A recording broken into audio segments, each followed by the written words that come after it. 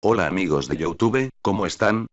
Espero que bien. Bueno, el día de hoy les traemos un video tutorial diferente a los habituales del canal, especialmente de la mano de nuestros compañeros de Farmacia y Bioquímica de la Universidad Nacional Mayor de San Marcos. Gracias a su trabajo de investigación hoy nos podremos introducir al fascinante, vasto y espectacular mundo de la proteómica. Descubriremos qué es, a qué se dedica, cuál es su impacto en salud, entre otras cosas. No se olviden de dejar su me gusta, comentar, suscribirse y activar la campanita XD. Bueno, ahora sí, sin más preámbulo, comencemos con la explicación. Introducción. La proteómica es una rama de la genómica que estudia los proteomas, es decir, la identificación de las proteínas, aborda el conocimiento de su estructura primaria, o sea la secuencia de aminoácidos, la identificación de sus modificaciones posttraduccionales, su localización y la cuantificación de la expresión proteica, mediante proteómica cuantitativa. Actualmente, la proteómica implica el conocimiento global de las proteínas, su estructura y funciones, interacciones y modificaciones posttraduccionales, rutas de señalización, localización intra e intercelular, etc., para generar el mapa celular que permita entender los procesos biológicos en condiciones normales y patológicas. Como pueden observar, se trata de un tema complejo pero fascinante, así que no se asusten mis estimados suscriptores, que poco a poco lo desarrollaremos. Comencemos con el proteoma, en el cual es sumamente importante determinar cómo se analiza debido a su alto impacto en la salud. Para analizar el proteoma, lo primero que se debe realizar es la extracción y purificación de proteínas. El protocolo habitual consiste en realizar un lisado celular, a partir del cual se extraerán las proteínas de interés presentes en ese lisado, luego se procederá a la separación de las proteínas. Se puede realizar mediante cromatografía líquida, HPLC, o electroforesis bidimensional. Esta última separa a las proteínas en función a su carga, punto isoeléctrico, y su masa. Posterior a la separación se procede con la digestión de las proteínas, generalmente con tripsina, para la obtención de péptidos. Finalmente se realiza el análisis por espectrometría de masas de los péptidos resultantes e identificación de esos péptidos mediante comparaciones de los resultados de la espectrometría de masas con bases de datos de masas y espectros de proteínas previamente identificadas. Además de la identificación de proteínas, también se realiza la cuantificación. Sencillo, ¿verdad? Otro aspecto que abordaremos será la proteómica clínica, la cual se ocupa de la identificación sistemática y exhaustiva, a gran escala, de patrones proteicos de enfermedad y de la aplicación de esos datos a los pacientes, estudio de la enfermedad, susceptibilidad, prevención, selección de terapias, seguimiento de los tratamientos, etc. La aplicación clínica de la proteómica implica el uso de estas tecnologías para todos aquellos aspectos que puedan beneficiar a los pacientes, desde la búsqueda de nuevos marcadores de enfermedad o de perfiles proteicos diagnósticos, hasta la descripción de factores predictivos y preventivos que permitan un tratamiento y seguimiento terapéutico personalizado. Un enfoque proteómico para identificar nuevos biomarcadores de enfermedad en la deficiencia de LCAT. Otro ejemplo de aplicación de la proteómica a la salud es la identificación de nuevos biomarcadores de enfermedad en la deficiencia de lecitincolesterol aciltransferasa, conocido también como LCAT. Función de la LCAT.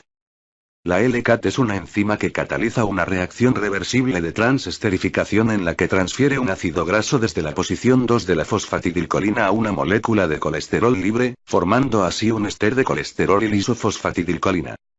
Importancia de la LCAT. Es responsable de la síntesis de la mayoría de los ésteres de colesterol en plasma, en humanos. Además juega un papel central en el metabolismo intravascular de las lipoproteínas de alta densidad y en la determinación de los niveles de colesterol asociados con ella. ¿Qué causan las mutaciones en el gen LCAT? Las mutaciones en este gen causan dos síndromes de deficiencia de LCAT, uno de ellos es la deficiencia familiar clásica de LCAT y el otro es conocido como la enfermedad del ojo de pez.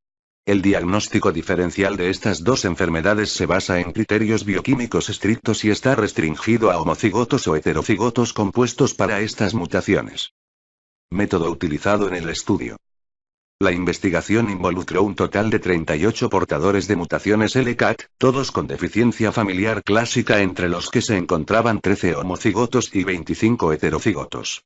Además, se utilizó a 23 miembros de la familia no afectados como controles del estudio. Todos pertenecientes a familias italianas con deficiencia de LCAT. La concentración de LCAT en plasma se midió mediante un ensayo inmunoenzimático. El contenido de pre-beta HDL en plasma, expresado como porcentaje de la apolipoproteína A1 total en plasma, se determinó mediante electroforesis bidimensional nativo, en el que la electroforesis en gel de agarosa fue seguida por electroforesis en gradiente de gel no desnaturalizante y posterior inmunotransferencia para ApoA1. Los niveles de aptoglobina en plasma se determinaron a través de un ensayo inmunoabsorbente, ligado a enzimas utilizando el kit de aptoglobina humana Quantiquine, ELISA. Resultados. En la figura se muestra el mapa de electroforesis bidimensional, de una muestra de control en el panel superior, y de un paciente con deficiencia de LCAT en el panel inferior.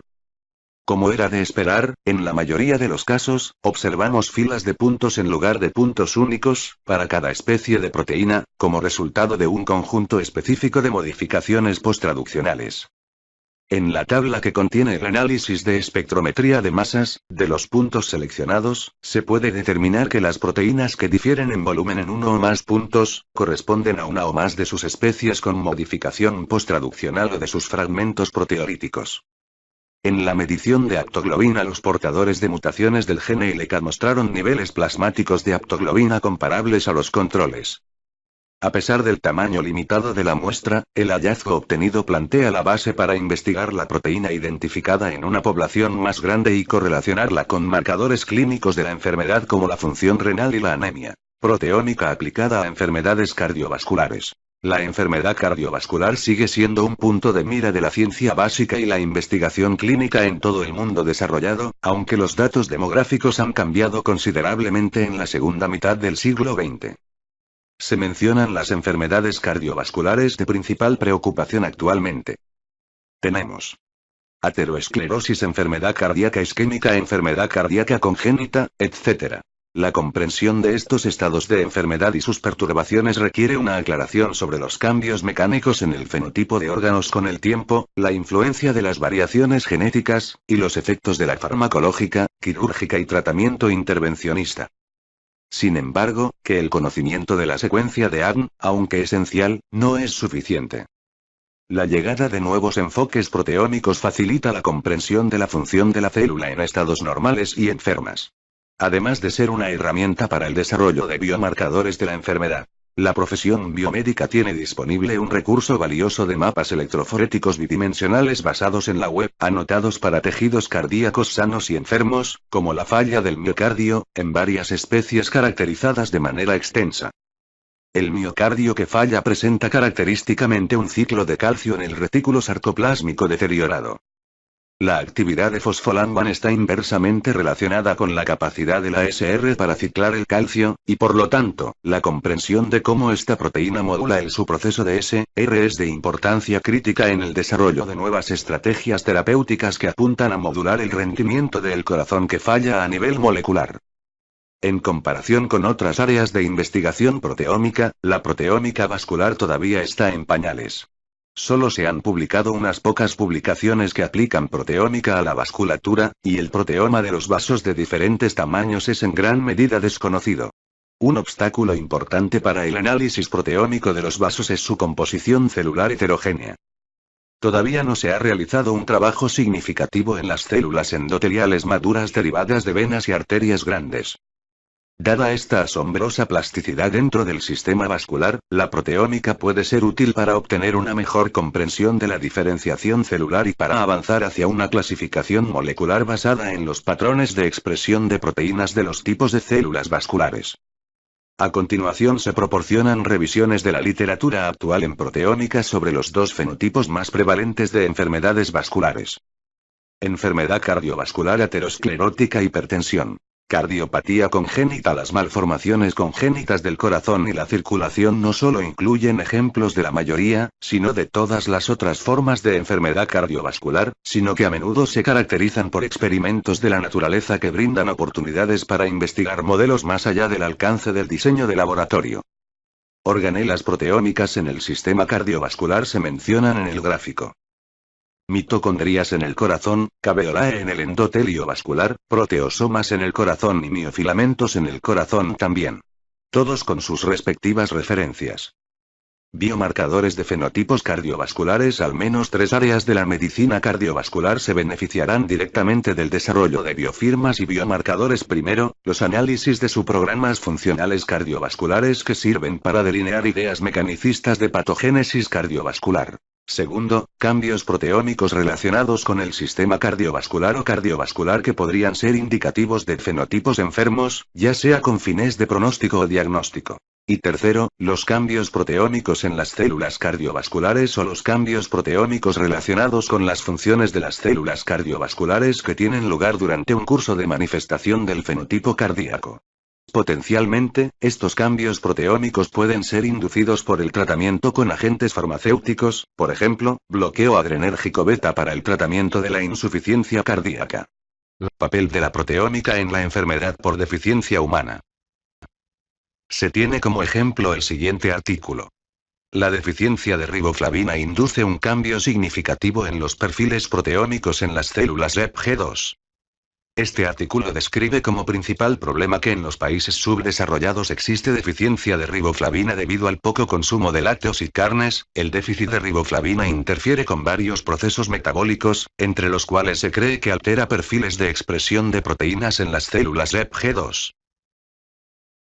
La metodología que usaron consistió en el cultivo de células REPG2 en medios con diferentes concentraciones de riboflavina. Luego se realizó un análisis proteómico comparativo utilizando un método label-free shotgun con LCMS-MS para investigar los cambios globales de los perfiles proteómicos en respuesta a la deficiencia de riboflavina. La prueba de inmunotransferencia se utilizó para validar los resultados del enfoque proteómico. Finalmente se realizó el análisis bioinformático, en el cual se hallaron las proteínas expresadas diferencialmente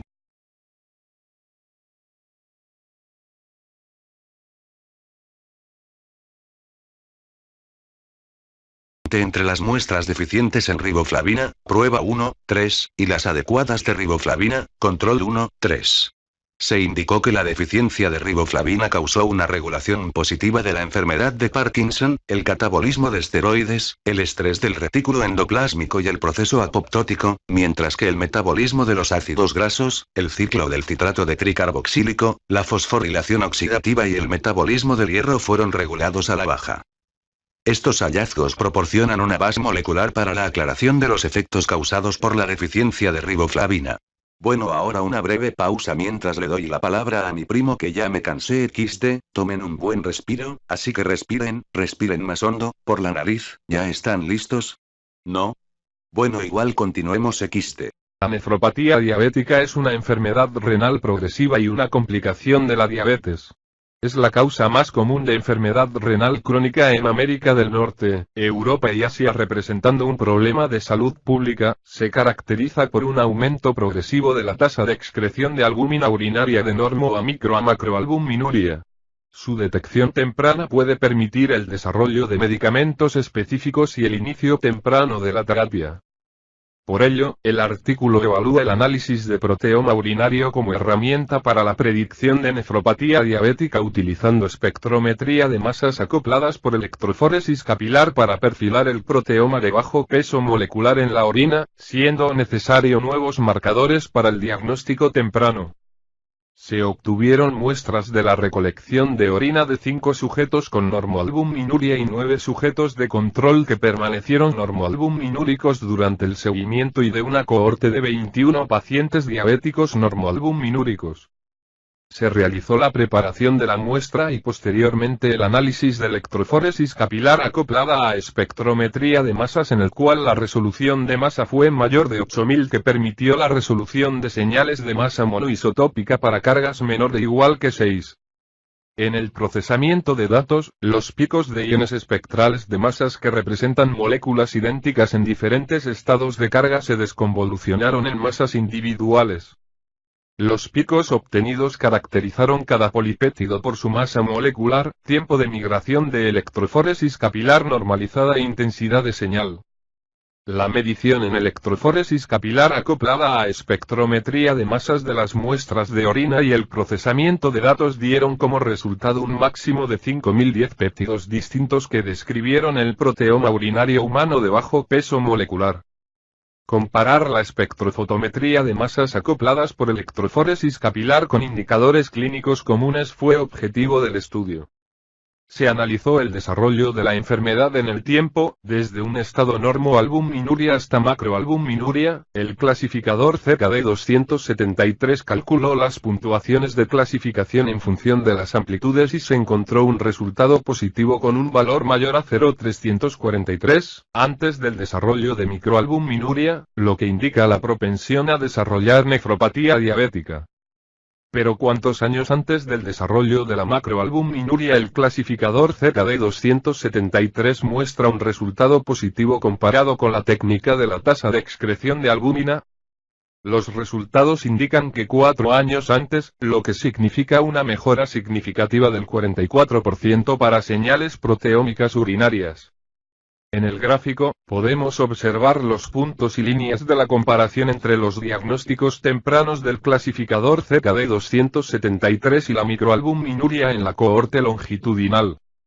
En esta gráfica se representa el valor predictivo del clasificador CKD273 en comparación con la tasa de excreción de albúmina y se analiza a cada paciente a 5, 4, 3, 2 y 1 años antes del inicio de la macroalbuminuria y se demuestra que clasificador CKD273 permite detectar el desarrollo de nefropatía diabética con alta sensibilidad y especificidad aproximadamente 4 años antes de la manifestación clínica en comparación con la tasa de excreción de albúmina. El siguiente objetivo fue examinar cuál de los 273 biomarcadores mostraba una excreción urinaria alterada en un momento temprano. Se seleccionaron péptidos específicos representativos, con los valores más altos de área bajo la curva en su grupo y se encontró valores significativos tanto en etapa temprana como tardía. Los fragmentos de colágenos, el receptor de inmunoglobulina polimérica, la clusterina, el antígeno CD99 y la uromodulina tuvieron niveles de amplitud más bajos en los progresores que en los no progresores, siendo el colágeno la fracción más variable en ambas etapas. Se buscó el valor de área bajo la curva más alto de un fragmento de proteínas en la etapa tardía y se comparó con el valor de la etapa temprana y se encontró que los péptidos de colágeno, especialmente los fragmentos de colágeno alfa tipo 1 y colágeno alfa tipo 3, tienen áreas bajo la curva más altos en ambas etapas, en comparación con los péptidos de otros grupos de proteína. La papel de la proteómica en las enfermedades neurodegenerativas. La secuenciación del genoma humano y la aplicación de técnicas de genómica y proteómica están permitiendo analizar el funcionamiento neural en estados fisiológicos y en diferentes situaciones patológicas. Las neurodegenerativas como el mal de Alzheimer o la enfermedad de Parkinson, se constata al estudiarlas con las nuevas técnicas de biología molecular, que no constituyen una única entidad, sino un conjunto de variantes. Enfermedad del Alzheimer. La enfermedad de Alzheimer es la causa más frecuente de demencia en personas mayores de 65 años, es un trastorno neurodegenerativo, de carácter progresivo, que condiciona un deterioro cognitivo y funcional grave de la persona afectada, es de origen multifactorial como los genéticos, ambientales, la edad, apoptosis, enfermedades cerebrovasculares, procesos inflamatorios, exceso de radicales libres, disfunción mitocondrial y estrés oxidativo. Se ha encontrado alteraciones en algunas proteínas como la proteína precursora del amiloide, presenilinas 1 y 2, alfa-2 macroglobulinas se relacionan con formas tempranas de Alzheimer, las cuales dan cuenta del 5% de los casos de pacientes con Alzheimer. Asimismo, la variante APOE4 de APOE, que codifica la proteína apolipoproteína E, es el único gen conocido hasta el momento, que confiere riesgo de desarrollar la enfermedad. APOE presenta 3 alelos diferentes APOE2, APOE3 y APOE4 que codifican 3 isoformas diferentes de la proteína. APOE3 se considera la isoforma normal, mientras que APOE2 se relaciona con hiperlipoproteína tipo 3 y APOE4 se relaciona con el Alzheimer y ateroesclerosis. Los ovillos neurofibrilares, que se muestran en la siguiente figura, son agregaciones intracelulares de la proteína denominada tau, que a día de hoy constituye uno de los principales marcadores biológicos. Por otra parte, las placas neuríticas o seniles se forman por la acumulación extracelular de varias proteínas alrededor de un núcleo de peptida beta amiloide. Este péptido beta-amiloide también es considerado un buen marcador de la enfermedad. Aunque en menor medida que los anteriores, la determinación de la apolipoproteína E puede reforzar el diagnóstico molecular de la enfermedad y, por tanto, se considera un marcador biológico. Algunos tipos de marcadores biológicos del Alzheimer, además de estas proteínas, que claramente están implicadas en los procesos que conducen a la degeneración neuronal en la enfermedad de Alzheimer, existen otras posibles moléculas, que se está estudiando, para emplear como biomarcadores en el diagnóstico del Alzheimer. En la tabla siguiente se recogen algunas de las moléculas estudiadas hasta el momento. Mediante la comparación de la información contenida en el proteoma, el conjunto de proteínas expresadas por un tejido o por una célula en un momento determinado, de un individuo sano y un paciente con Alzheimer puede ser de gran utilidad a la hora de descubrir nuevos marcadores biológicos para el diagnóstico del Alzheimer. Las técnicas utilizadas en la proteómica son: identificación por Western blot. Identificación de Western blot de la expresión diferencial de proteínas sinápticas en controles sanos APOE3, en cerebros con este mismo genotipo, pero con Alzheimer, y en cerebros APOE4, con Alzheimer. Diferencia de electroforesis en gel. Fragmento de un gel 2 de diferencia de electroforesis en gel típico. En los resultados se observa la marcación diferencial de APO3 con SIT, verde, y APOE4 con SIT5, rojo. Las proteínas analizadas corresponden a extractos mitocondriales del cerebro de ratones transgénicos que expresen la proteína APOE humana. La gráfica de una red de interacciones de proteínas. Las proteínas de color rojo son aquellos, según reporte de la literatura, han sido identificadas dentro de la patogenia del Alzheimer. Las proteínas de color azul son proteínas identificados por nuestro grupo y que se expresen diferencialmente en el hipotálamo de verde. Es mortalina, la cual fue descubierta por el grupo como una molécula que potencialmente interactúa en la respuesta al estrés oxidativo. Implicancias de la proteómica en el cáncer. Según la Organización Mundial de la Salud, el cáncer es una de las principales causas de muerte en todo el mundo. Es un proceso de crecimiento y diseminación incontrolados de las células en cualquier lugar del cuerpo. Es una enfermedad genética donde existen cerca de 200 tipos diferentes de cáncer.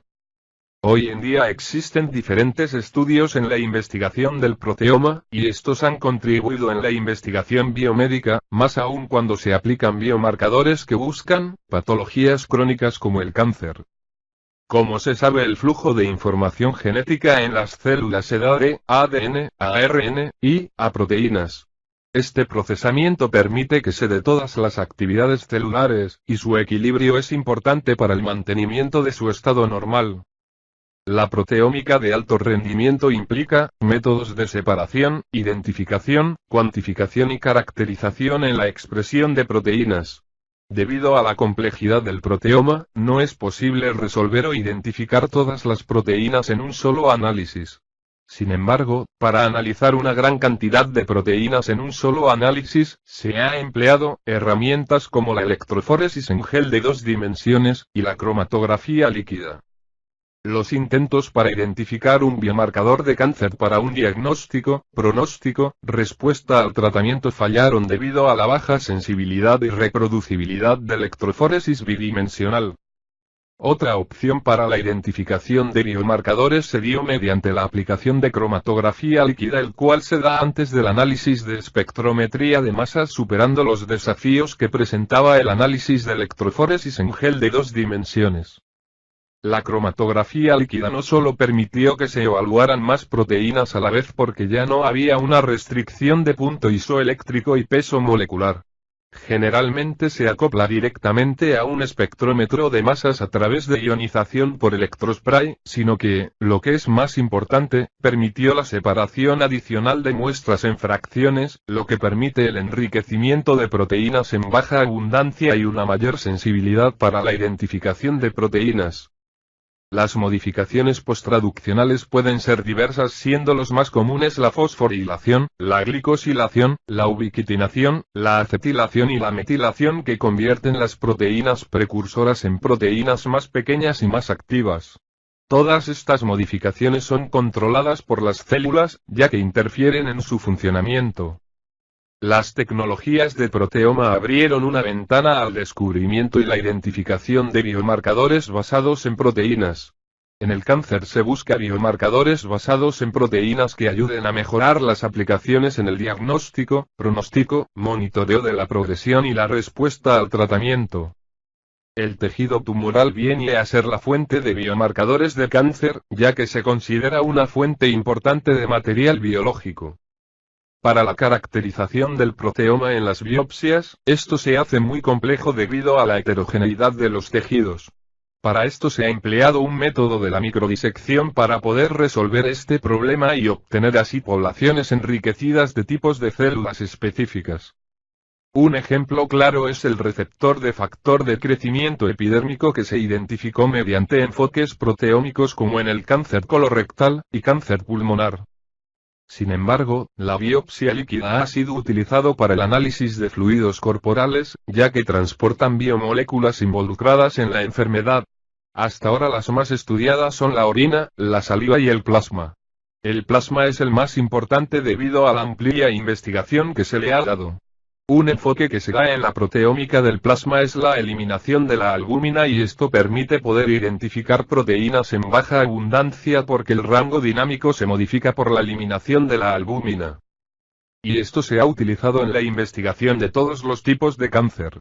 Un ejemplo claro es en los subtipos de tumores, como el carcinoma de células de tejidos escamosas esofágicas, que reveló la proteína de matriz extracelular 1 como un posible biomarcador plasmático.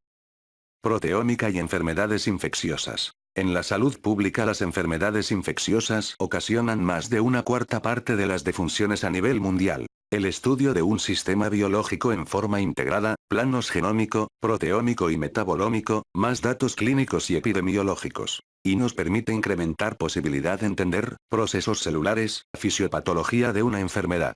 Encontrar un nuevo biomarcador. La proteómica permite el estudio a nivel poblacional de proteínas. Estas pueden estar alteradas en respuesta a una determinada enfermedad. Y es que en particular se ha utilizado en tuberculosis, diarreas, paludismo, sarampión, neumonías. Estudio de las PTM en microorganismos patógenos. Los biomarcadores facilitan el desarrollo de herramientas específicas de diagnóstico. Un estudio de este tipo se llevó a cabo con el virus de la hepatitis C, en el que el plasma y la orina de pacientes infectados fueron analizados mediante 2D dije frente muestras control. Se demostró que más de 30 proteínas se expresaban de manera diferencial en pacientes con EF aguda respecto a los controles. Potencial. Las proteínas diferenciales obtenidas en la comparación entre pacientes con diferentes grados de la enfermedad podrían ser utilizadas para determinar el pronóstico del paciente o detección oportuna de enfermedad. La inmunoproteómica. Útil en búsqueda de biomarcadores para enfermedades infecciosas, ya que hay situaciones donde el patógeno es difícil de cultivar in vitro. Inmunoreactividad. Anticuerpos humanos o animales frente a las proteínas microbianas. Combinación de 2D e inmunoblotting representa el método de elección. Extractos proteicos totales del microorganismo patogénico son separados por la electroforesis diferencial en 2 dimensiones y las proteínas inmunoreactivas son detectadas mediante 2D inmunoblots con suero de pacientes infectados, en comparación con el patrón obtenido con sueros control in vivo. Las proteínas que generan señal diferencial entre ambos grupos son identificadas por huella peptídica. Detección específica de moléculas mediante pruebas inmunológicas. Las pruebas inmunológicas están diseñadas para detectar antígenos circulantes de los patógenos o la presencia de anticuerpos producidos en respuesta a agentes infecciosos. La detección de estas moléculas, si bien no siempre es útil para identificar infecciones activas, lo es para determinar su frecuencia y el grado de dispersión de los agentes infecciosos en la población humana. La detección de antígenos circulantes en una persona es prueba fehaciente de una infección activa o muy reciente. La presencia de anticuerpos específicos es evidencia de que el agente microbiano se encuentra o estuvo presente en ese individuo, por lo que su reconocimiento puede servir como prueba diagnóstica. Las tiras diagnósticas son producto de la aplicación de la biología molecular a varios niveles, la identificación de biomarcadores específicos, su clonación y producción por medio de tecnología recombinante. Para el diagnóstico se coloca en el extremo proximal de la tira la muestra sanguínea, junto con un amortiguador de lisis celular que contiene además un anticuerpo marcado con un colorante. La presencia de PLDH o aldolasa en la muestra sanguínea indica infección activa, pero si la PRH2 persiste en circulación, puede tratarse de una infección resuelta o persistente. Eso es todo amigos, espero este vídeo les haya sido de mucha utilidad y los motive a leer e investigar sobre este tema. Conmigo será hasta una nueva oportunidad. No olviden compartir el vídeo y difundir la información. Nos vemos en un nuevo vídeo tutorial.